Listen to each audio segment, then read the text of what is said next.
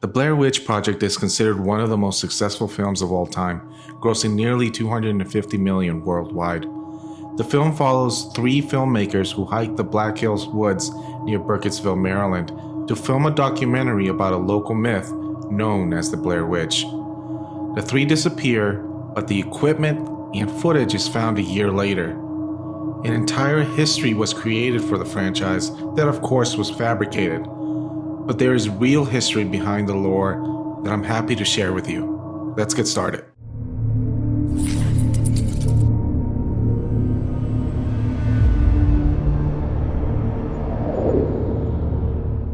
The legend begins its origin from the village of Blair, supposedly now Burkittsville, disappearing because a witch had terrorized the village.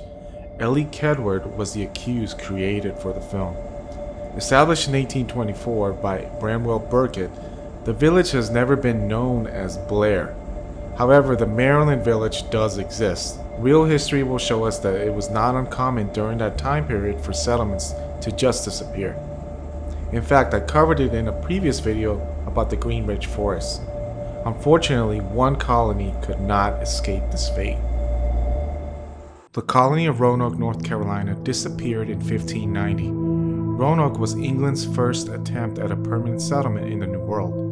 A group of settlers arrived in 1587, but when ships arrived 3 years later with supplies, the colony had vanished. All that remained were the words Croatoan carved into a gatepost and the word crow to a tree. The fate of the colonists remains a mystery to this day. It's important to note that the area around Burkittsville has seen actual turmoil and trauma throughout history. On September 13 and 14, 1862, Union and Confederate armies engaged in the Battle of Crampton's Gap, a bloody prelude to the Battle of Antietam. The woods may be inhabited by spirits from that time period, but I can promise you they probably will not be from a witch. The real witch of Maryland. Elly Kedward, the historical witch of the Blair Witch Project, is fictional. However, there is an actual legend of a famous witch in Maryland.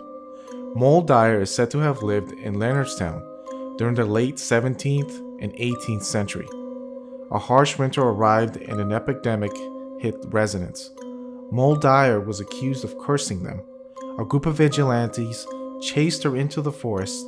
There, she knelt beside a stone and, placing one hand upon it, prayed for justice, or a curse. She unfortunately had no choice but to perish in the frozen woods after the townspeople burned her home to the ground. According to her legend, Moll's hand was still imprinted on the rock. The rock was moved to the town courthouse where it sits to this day. According to the Blair Witch lore, a book was published in 1809 called The Blair Witch Cult. Unfortunately, this is pseudo-history to increase the credibility of the film series. However, actual history will tell us there have been many written accounts of witchcraft throughout the ages, like the Munich Handbook of Necromancy, a grimoire from the 15th century. This book of magic includes three major types: illusionist, psychological, and divinatory. The manual is also a source book for summoning demonic spirits, allegedly. This famous manuscript is currently held in the Bavarian State Library in Munich, Germany. The Blair Witch legend has captivated many to the point where the legend was actually brought to life. WBAL-TV News interviewed Burkittsville residents and the director of the original Blair Witch film after 20 years. People have actually stolen the Burkittsville town sign and even tried to sell dirt from the town cemetery online. Eduardo Sanchez, the original film's co-writer and director, thoroughly regrets using a real village name after learning about the damage done to the village since the film's release. The history behind it was of course fabricated to sell the films. However, there are parallels found in actual history that are shared with the film. This brings up a very important question after everything we've discussed. What if the magic was real? Hey guys, thank you so much for watching and supporting my craft. I've been on hiatus the past year due to mental health reasons. I've been struggling with anxiety and depression, and it's affected a large part of my life.